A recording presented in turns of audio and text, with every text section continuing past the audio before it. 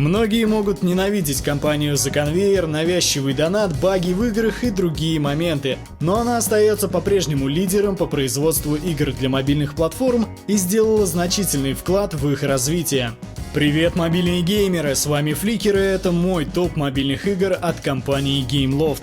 Немного Википедии. Корпорацию основали братья Гиема, владельцы Ubisoft, в 2001 году, а если точнее, Мишель Гиема, который буквально предвидел день, когда практически каждый будет иметь мобильное устройство, пригодное для видеоигр. Какие девайсы пригодны для комфортной игры, вы можете узнать в рубрике «Настоящий гейм-тест», найдете в подсказках. Заранее хочу предупредить, что топ лично мой, он субъективен, как и все предыдущие, поэтому не факт, что наши мнения совпадут. Приступим. 13 место. Warplanet Online. Мне нравятся стратегии со времен Дюны, в которую я играл еще на Sega Mega Drive. Эта же игра мне напоминает Command & Conquer, только адаптированную под современные тренды. То есть постройка зданий может занимать час, день, неделю, и игра не дает вам надолго в нее погружаться. Тут у вас имеется база, на ней вы строите здания для добычи ресурсов, здания для производства военной техники и прочее. Также необходимо их улучшать. Ваша база находится на глобальной карте, на которой можно найти противников и союзников. Далее можете создавать свою фракцию, либо вступить в чью-либо. Графику вы видите на экране, по мне так она не стыдная и очень симпатично смотрится. Сражение проходит не в скрытом режиме, то есть нападая на кого-то, вы видите саму битву юнитов.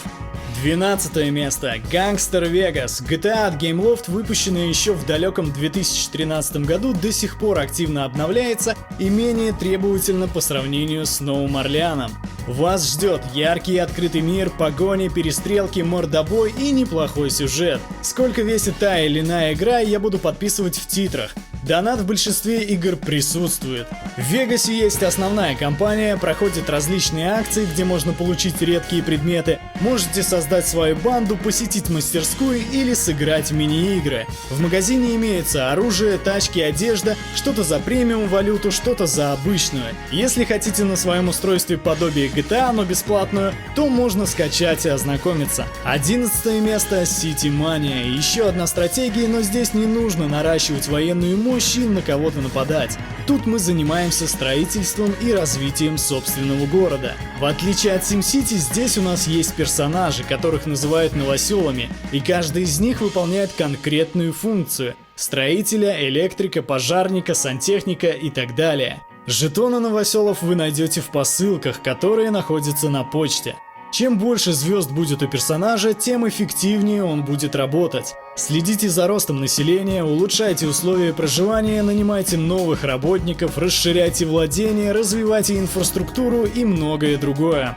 10 место. Modern Combat 5. Шутер, в котором имеется кампания с сюжетом, PvP режим и недавно добавили королевскую битву.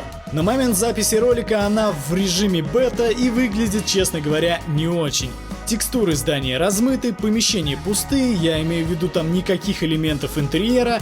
Карта не особо большая, но хочу сказать то, что внедрили, тут молодцы. В игре постоянно проходят акции, обновляется она до сих пор и поддерживается на многих недорогих устройствах, поэтому она до сих пор актуальна. И если ее младший брат не поддерживается, либо комфортно играть не получается, выбор останавливается на 5-й части. 9 место. Asphalt Extreme. Гонки, которые подарили мне новое ощущение от скорости. По мне так это что-то свежее и сумасшедшее. Здесь мы гоняем по бездорожью, месим грязь на бигфутах, выполняем нереальные трюки на стальных конях и разносим в щепки соперников. В игре есть несколько классов авто: ралли, баги, монстр-траки, внедорожники, грузовики, и в крайних обновлениях начали добавлять гоночные авто. Также игру дополнили несколькими трассами, но уже на протяжении года ничего глобального в игре не происходит, увы. 8 место. Iron Blade. Средневековый слэшер от третьего лица с неплохой графикой и великолепными локациями, но правда текстуры низкого качества встречаются довольно-таки часто. Напоминает мне она третьего Ведьмака по своему окружению и эпохе. Управление здесь не имеет джога, то есть свободного перемещения нет. Герой перемещается самостоятельно и зависит это от того, где располагается ваш враг. Имеется основной сюжет кампании, несколько дополнительных режимов, в том числе и акции, прокачка персонажа, создание союза, а также присутствует неплохая кастомизация, то есть можно поменять экипировку и оружие. Меня игра не сильно зацепила, видимо из-за ограниченного геймплея, но отметить ее все-таки стоило. 7 место — Dungeon Hunter Champions. Gameloft постепенно хотят захватить все жанры и направления игр на мобильных платформах, и один из неудачных примеров — это Asphalt Storm Улиц. После успеха драг-рейсинга CSR 2 студия замутила свой вариант видения этих гонок, но не удалось переманить на свою сторону аудиторию Natural Motion Games.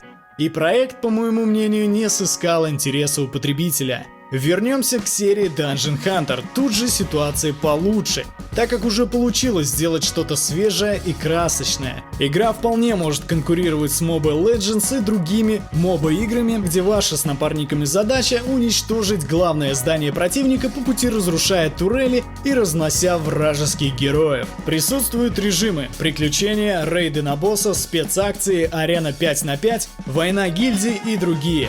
Как и в большинстве игр, неважно какого жанра, можно создать свою гильдию. В других играх это обычно называется кланом, союзом, бандой, бригадой и так далее. И естественно пригласить в эту гильдию активных игроков для совместной игры. 6 место — Minion Rush. Один из самых популярных раннеров, которым можно наслаждаться без подключения к интернету.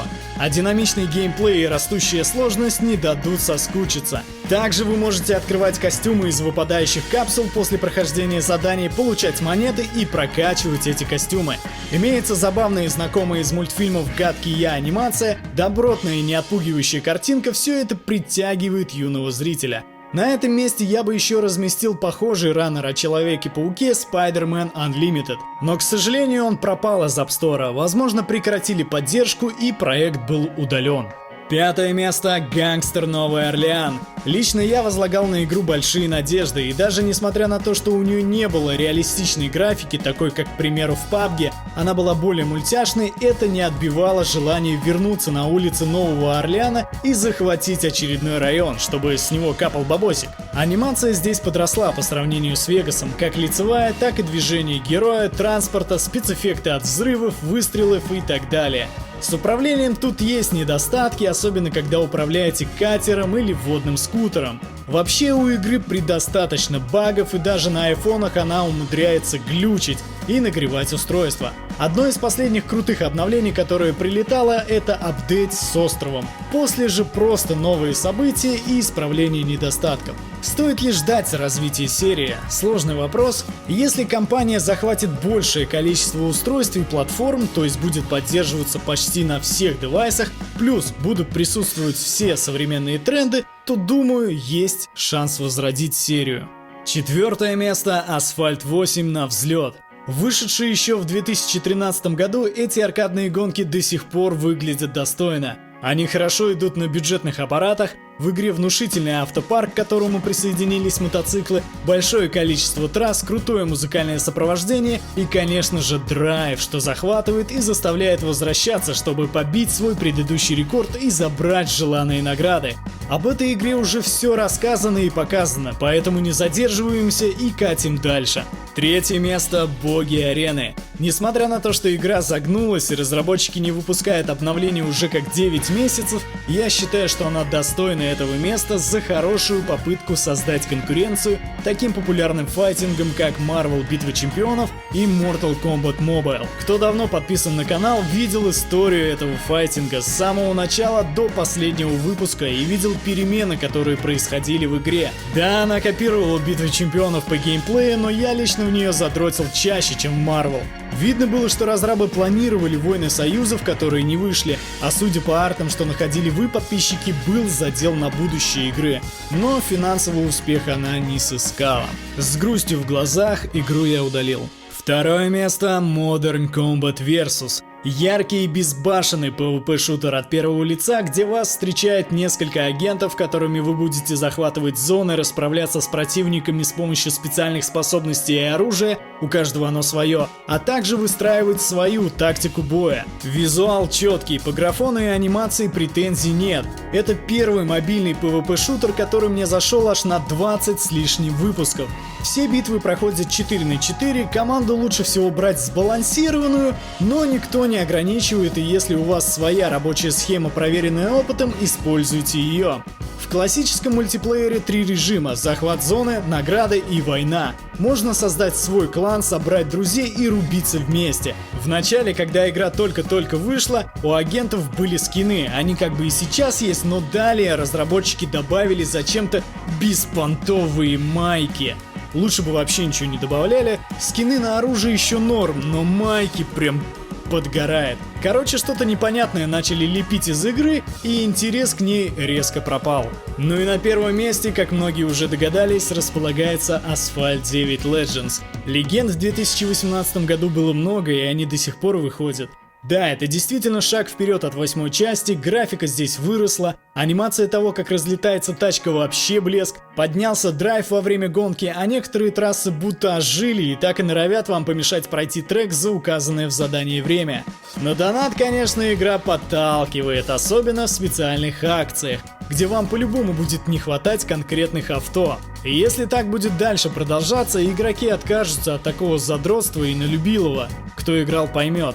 Пример. Вышла новая специальная акция. Первые дни вроде норм, все тачки есть, а вот дальше вам понадобятся полностью прокачанные тачки класса Б, А с установленными импортными деталями. Следовательно, игрок уровня так 30-го вряд ли получит машину из события. Да хотя бы одну звезду б дали геймлов. Несправедливо же. И даже несмотря на эти недовольства, игра заслуживает лидерства. В нее я играю чаще всего, мне она нравится, и я надеюсь, что в плане контента это лишь начало. Внешний тюнинг маловероятно, что появится, но все же не теряя надежды. В игре появились клубные гонки, кто-то даже помогает союзникам с помощью этой фичи. И мой самый любимый режим редактора. Что ж, на этом все. Делитесь своим мнением в комментариях, а с вами был Фликер. Всем пока!